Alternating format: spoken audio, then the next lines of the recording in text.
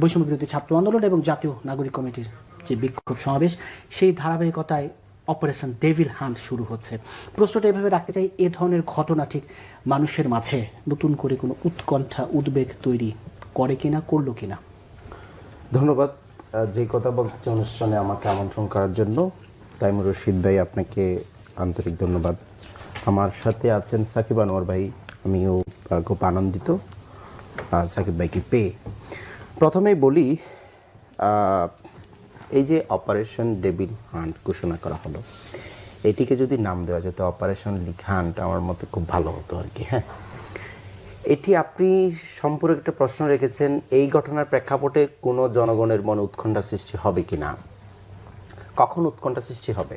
যখন বিগত সরকারের আমলে যেসব অপারেশনের নাম দিয়ে যেসব অরাজকতা করা হতো, রাতের বেলায় বিচার বহির্ভূত হত্যাকাণ্ডের শিকার হতে হতো, এবং জামাত শিবির বা বিএনপি বলে বা বিভিন্ন opposition party, anti Awami League বলে ট্যাগ দিয়ে যেভাবে হত্যাকাণ্ডের শিকারগুলো করা হতো, সেগুলো যদি সংগঠিত হয়, তাহলে এটি আবার জনগণের মনে উৎকণ্ঠার সৃষ্টি হবে। আমি এ ব্যাপারে আজকে যে ঘোষণা হলো অপারেশন ডেভিল হান্ট, এইটা যখন অপারেশন মুভমেন্টে যাব, এই বিষয়গুলোকে একটু মনে রাখা, যে জনগণ যেন কোনো প্রশ্ন তুলতে না পারে, এটিকে কেন্দ্র করে যেন কোনো বিচার বহির্ভূত হত্যাকাণ্ড না হয়, এটিকে কেন্দ্র করে যেন কোনো নিরপরাধ মানুষ যেন কোনো ক্ষতির শিকার না হয়। যদি এগুলো না হয়, তাহলে জনগণের মনে উৎকণ্ঠা সৃষ্টি হবে বলে আমার মনে হয় না। এখন জনগণ আরো আনন্দিত যে সারা দেশে যারা 2009 থেকে শুরু করে 24 পর্যন্ত যে অরাজকতাগুলো সংঘটিত করেছে, যে মানুষকে মানুষ মনে করে নি, বিবেককে একেবারে ভুলণ্ঠিত করে দিয়ে দেশ পরিচালনা করেছে, তাদেরকে যে এখন ধরার জন্য একটা প্ল্যান করছে, সেজন্য হয়তো জনগণ, মানুষ একটু উচ্ছ্বসিত হতে পারে, আনন্দিত হতে পারে। এখন আমি যে গাজীপুরের ঘটনাতে আসি। গাজীপুরের ঘটনাটা সংঘটিত হলো এভাবে যে, আপনারা হয়তো জানেন যে ভারতে বসে শেখ হাসিনা সরকারের যারা দায়িত্বশীল ছিলেন, শেখ হাসিনা সহ বিভিন্ন আওয়ামী লীগের পদস্থ কর্মকর্তা, তারা গত 15ই জানুয়ারি একটা অনলাইনে একটা প্ল্যান করেছিলেন, একটা মিটিং করেছিলেন। সেখানে কিন্তু দেশকে অস্থিতিশীল করার ক্ষেত্রে এবং অন্তর্বর্তীকালীন সরকার ডক্টর ইউনূস স্যারকে একটা বিভ্রান্তি ফেলার জন্য বিভিন্ন কর্মকৌশলগুলো নিয়েছিলেন। তারই ধারাবাহিকতায় তিনি লাইভে এসে এতগুলো হত্যাকাণ্ড সংগঠিত হওয়ার পরেও নির্লজ্জ বেহায়ার মতো আবার লাইভে এসে দেশের মানুষের জন্য নাকি কিছু বলতে চায়, ছাত্র জনতার উদ্দেশ্যে নাকি কিছু বলতে চায়। আমি মনে করি ধানমন্ডি যে 32 নম্বর বাসায় হামলা করা হলো, সেটি হলো ছাত্র জনতার একটা ক্ষোভের বহিঃপ্রকাশ। সেটিকে কেন্দ্র করে কিন্তু গাজীপুরের ঘটনা, সেটিকে কেন্দ্র করে কিন্তু আকম মোজাম্মেল হকের বাড়িতে হামলার ঘটনা, সেটিকে কেন্দ্র করে কিন্তু সারা দেশে হামলার ঘটনাটা। ঠিক আছে, তাহলে এটির উস্কানিদাতা কে? নিশ্চয়ই আপনি বলবেন শেখ হাসিনা উস্কানিদাতা। ও পালিয়েছে, বিদেশে গিয়ে বসে আছে, নেতাকর্মীরা যার যার মতো লুকায়িত আছে। এখন এই উস্কানিদাতা শেখ হাসিনা কাদের ক্ষতি করছে জানেন?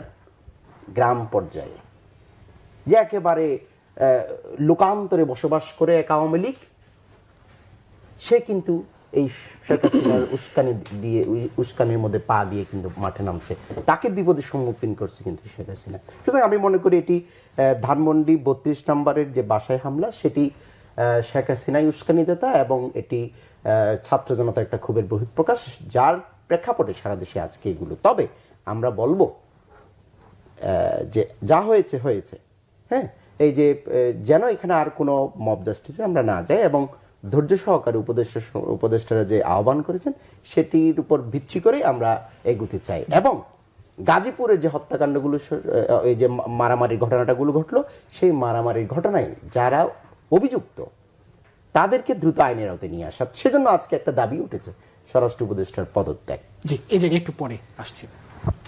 সাকিব আনোয়ার, নাগরিক ঐক্যের সাংগঠনিক সম্পাদক, এই যে শেখ হাসিনা আসলে কাদের ক্ষতি করছেন, জি প্রশ্নটা রাখলেন, এবং এই যে ধানমন্ডি 32 থেকে শুরু করে সারা দেশ এবং গাজীপুরের ঘটনার পরিপ্রেক্ষিতে অপারেশন ডেভিল হান্ট, পুরো ঘটনা প্রবাহকে আপনি কিভাবে মূল্যায়ন করবেন?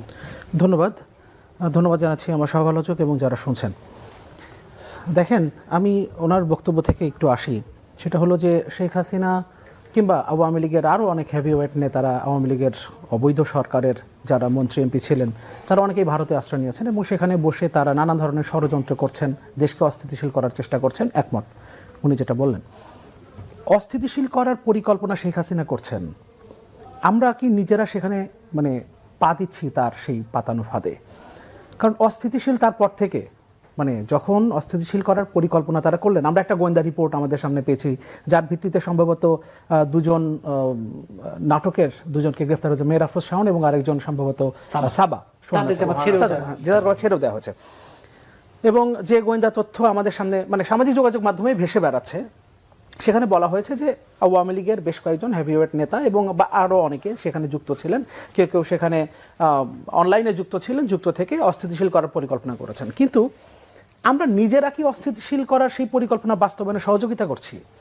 মানে ধানমন্ডি 32 নম্বরের যে ঘটনা, এই 32 নম্বরের ঘটনার কন্টিনিউয়েশন যদি গাজীপুরের ঘটনা হয়ে থাকে, তাহলে গাজীপুরে যা হলো সেই পর্যন্ত তো আমরা নিয়ে আসলাম দেশকে, তাই না? যদি আমি সেই জায়গা থেকে চিন্তা করি, 35টা জেলায় এই ধরনের ঘটনা ঘটেছে। এবং এর প্রেক্ষিতে দেখেন ট্রান্সপারেন্সি ইন্টারন্যাশনাল বাংলাদেশ, এরপর হিউম্যান রাইটস ওয়াচ, টিআইবি, হ্যাঁ, এরা আপনার নিন্দা জানিয়েছে, তারা বিচারের দাবি করেছে।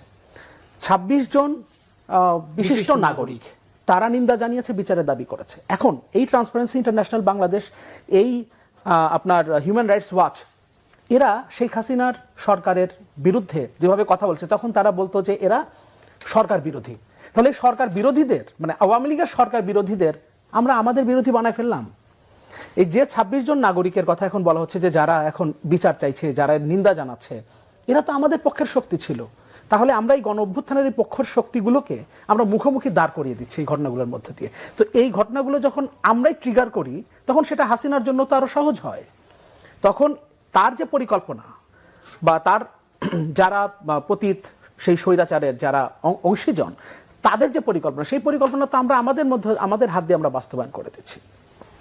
ডক্টর ইউনূস প্রধান উপদেষ্টা, তিনি তার ভেরিফাইড ফেসবুক পেজে গতকাল একটা স্টেটমেন্ট দিয়েছেন, এটা তার নামেই গেছে। তার আগের দিন অন্তর্বর্তীকালীন সরকারের পক্ষ থেকে একটা স্টেটমেন্ট দেওয়া হয়েছে, সেটাও তার ভেরিফাইড ফেসবুক পেজ থেকে গেছে এবং সেখানে বলা হয়েছে দেশকে অস্থিতিশীল করার চেষ্টা করলে দায়ীদের বিরুদ্ধে কঠোর ব্যবস্থা, যারা উস্কানি দেবে তাদের বিরুদ্ধে ব্যবস্থা নেওয়া হবে, এ ধরনের কথাবার্তা বলা হয়েছে। এখন হাসনাত আব্দুল্লাহর সেই স্ট্যাটাসটার কথা নিশ্চয়ই আমাদের মনে আছে, সেখানে তিনি বলেছেন আজ রাতে বাংলাদেশ ফ্যাসিবাদের তীর্থভূমি মুক্ত হবে। এরপর সেই দিন বৈষম্য বিরোধী ছাত্র আন্দোলনের ফেসবুক পেজ থেকেও একটা স্ট্যাটাস দেওয়া হয়েছিল, যেটা পরবর্তীতে সেখান থেকে মুছে ফেলা হয়েছে তাদের ফেসবুক পেজ থেকে প্রধান উপদেষ্টার সেই স্টেটমেন্টের পরে। তো এগুলো তো আসলে উস্কানি ছিল। এখন এগুলো যে উস্কানি ছিল এবং সেগুলো করা যে সঠিক হয় নাই, সেই সময়ের প্রেক্ষিতে যে সঠিক হয় নাই, সেটার প্রমাণ কিন্তু তারাই দিয়েছেন। যদি সেটা সঠিক হতো, তারা নিশ্চয়ই সেই স্ট্যাটাসটা তাদের অফিসিয়াল ফেসবুক পেজে রাখতেন। অফিসিয়াল ফেসবুক পেজ থেকে তারা সেটা সরিয়ে নিয়ে প্রমাণ হয়েছে যে এই উস্কানিটা আসলে তাদের দিক থেকে এসছে।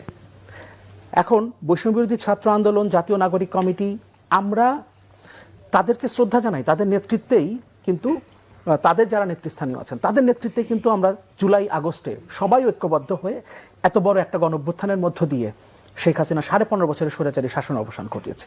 15.5 বছর ধরে আমরা লড়াইটা চালিয়ে গেছি, কিন্তু শেষ পর্যন্ত তাদের নেতৃত্বে কিন্তু এই অভ্যুত্থানটা সফল হয়েছে। সুতরাং আমরা তাদের উপরে আস্থা রাখতে চাই, তাদেরকে সম্মান জানাতে চাই, কিন্তু দেশকে অস্থিতিশীল করার কোনো একটা ফাঁদে যদি তারাও পা দেন, আমরা অবশ্যই তাদের সমালোচনা করব এবং সেখান থেকে তারা যাতে ফিরে আসেন সেই প্রত্যাশা করব। এবং আমি মনে করি গাজীপুরের এই ঘটনা এবং আপনি বলেন 35টা জেলায় যে ঘটনাগুলো ঘটেছে, সেগুলো আসলে উস্কানি আমাদের দিক থেকে। আমি ওন করি, যেহেতু আমি নিজেও এই অভ্যুত্থানটাকে ওন করি, এই কারণে অভ্যুত্থানের শক্তি হিসেবে জাতীয় নাগরিক কমিটি, বৈষম্য বিরোধী ছাত্র আন্দোলনকে আমরা ওন করি। এই কারণে বলছি যে আমরাই উস্কানিটা দিয়েছি এবং উস্কানিদাতা হিসেবে যদি বিচার হয়, প্রধান উপদেষ্টা এবং অন্তর্বর্তীকালীন সরকারের পক্ষ থেকে যে স্টেটমেন্ট দেওয়া হয়েছে, তাতে আমাদের আসলে বিচার হওয়া উচিত। আমরাই শেখ হাসিনার পাতানো ফাঁদে পা দিয়েছি, দেশকে অস্থিতিশীল করার পরিকল্পনা করছেন শেখ হাসিনা, আমরা সেটাকে সফল করছি। এই জায়গায় একটু জেনে আসি, ইমন মোহাম্মদ, এই যে শেষে যে মন্তব্যগুলো, যে উস্কানিতে পা দেওয়া, পাতানো ফাঁদে পা দেওয়া, অভ্যুত্থানের পক্ষের সবগুলো শক্তিকে কি এখন আপনারা আসলে মুখোমুখি দাঁড় করাচ্ছেন কিনা, আপনাদের প্রতিপক্ষ হয়ে যাচ্ছে কিনা? আচ্ছা, ধন্যবাদ আপনার প্রশ্নে। আমি এখানে সাকিব ভাইকে একটা প্রশ্ন রাখবো। ধানমন্ডি বলেন, এটা তো একজন সচেতন নাগরিক হিসেবে আপনিও যখন কথা বলবেন, তখন আপনি অবশ্যই সেটাকে মানে সমর্থন করেন কথা আপনি বলতে পারেন। ধানমন্ডি 32-এর বাসাটাকে স্বাভাবিক কোনো বাসা হিসেবে কল্পনা করতে পারেন কিনা? আপনি যদি এটাকে অস্বাভাবিক বাসা মানে একটা বাসা হিসেবেও যদি এটাকে চিন্তা করেন, তাহলে আপনি রাষ্ট্রযন্ত্র যেহেতু আছে 6 মাস পার হয়ে গেছে সরকার গঠনের আগে, সরকার তো গঠন 5 তারিখের পর সরকার গঠন হইতে তো মাঝখানে 3 দিন সময় গেছে। ঠিক আছে, ওই সময়ের এবার মধ্যে আমি বলি আপনাকে, 5ই আগস্টের পরে গণঅভ্যুত্থান এর পর আমরা অনেক ধৈর্য ধরেছি, তাদেরকে আমরা দেখেছি তারা শান্ত হয় কিনা, দেখলাম তারা শান্ত হচ্ছে না, বরং দেশের বাইরে বসে, শুধু শেখ হাসিনা না কিন্তু ভারতও কিন্তু একটু দুঃখ প্রকাশ করতেছে এই ঘটনাকে কেন্দ্র করে। সেই জায়গায় কিন্তু আমরা- সাকিব আনোয়ার বলছেন যে উস্কানি তো দেয়া হচ্ছে, এতে নিয়ে তো ন্যূনতম কোনো না, না, সন্দেহ না, নেই। আমি বলি সেই জায়গায় ওই মানে কি করতেছে যে মানে বিষয়টাকে ভিন্নভাবে নেওয়ার চেষ্টা করতেছে। যে ধানমন্ডি 32টা আওয়ামী লীগের একটা পুজোর কেন্দ্র ছিল, যেখান থেকে সকল ষড়যন্ত্রের উৎস রটানো হতো, উৎসগুলো উৎপন্ন করা হতো, সেই ধানমন্ডি 32কে ভাঙা হয়েছে। হ্যাঁ ঠিক আছে, ধানমন্ডি 32 এটা একটা 4 দেয়ালে বন্দি, এটা জরাজীর্ণ একটা ঘর, এখানে কোনো কিছু নেই, এখানে আওয়ামী লীগ নেই, ঠিক আছে, এটা আমি সমর্থন করি সাকিব ভাই, এখানে আওয়ামী লীগ নেই। আওয়ামী লীগ কোথায় আছে সেখানে আমাদেরকে হানা দিতে হবে। আওয়ামী লীগের কোনো প্রশাসনে আছে? আমরা কতজন প্রশাসনিক আওয়ামী লীগকে চিহ্নিত করে শাস্তির আওতায় আনতে পারলাম? আওয়ামী লীগ কোথায় আছে? যেখানে যেখানে আছে সেখানে আমাদেরকে ফাইন্ড আউট করে তাদেরকে শাস্তির আওতায় নিয়ে আসতে হবে। যেখানেই আওয়ামী লীগ আছে সেখানেই তো আমাদেরকে খুঁজে খুঁজে প্রশাসনকে জানাতে হবে, সরকারকে জানাতে হবে, তাহলে মনে হয় আমার এই যে ধানমন্ডি 32-এর যে সেটার মূল প্রেক্ষাপটটা ফুটে উঠবে। ওই যে পক্ষের শক্তিগুলোকে এখন প্রতিপক্ষ এখন আমি বলি, বানাচ্ছেন কিনা আপনারা? আওয়ামী লীগ 41কে কাছে না পাওয়ার যে বেদনা, সেটি কিন্তু ভুলতে পারছে না। পররাষ্ট্র মন্ত্রণালয়ের মুখপাত্র ভারতের রণদের জয় সওয়াল ধানমন্ডি 32 ভাঙা ঠিক হয়নি, উনি একটা স্ট্যাটাস দিয়েছেন। এখন সেই স্ট্যাটাসের প্রেক্ষিতে তার আগে 15ই জানুয়ারি বাংলাদেশকে অকার্যকর রাষ্ট্রে পরিণত করে পুনরায় ক্ষমতা দখলের লক্ষ্যে বিভিন্ন ব্যর্থ সিদ্ধান্ত নেন সরকার। প্রথমত আমি বলি কাদেরকে এখানে ব্যবহার করা হলো, আপনি শুনে অবাক হবেন। এখানে শেখ হাসিনা ড্রাইভারের ছেলে রুবেলকে ব্যবহার করা হলো। তাকে কি দায়িত্ব দেওয়া হয়েছে জানেন? জনপ্রশাসন, পুলিশ প্রশাসনের সাথে একটা যোগাযোগ করে রাখতে, যেটির প্রেক্ষাপটটা আমরা তার আগের দিন বেনজির আহমেদ থেকে লক্ষ্য করলাম, তার স্ট্যাটাস থেকে।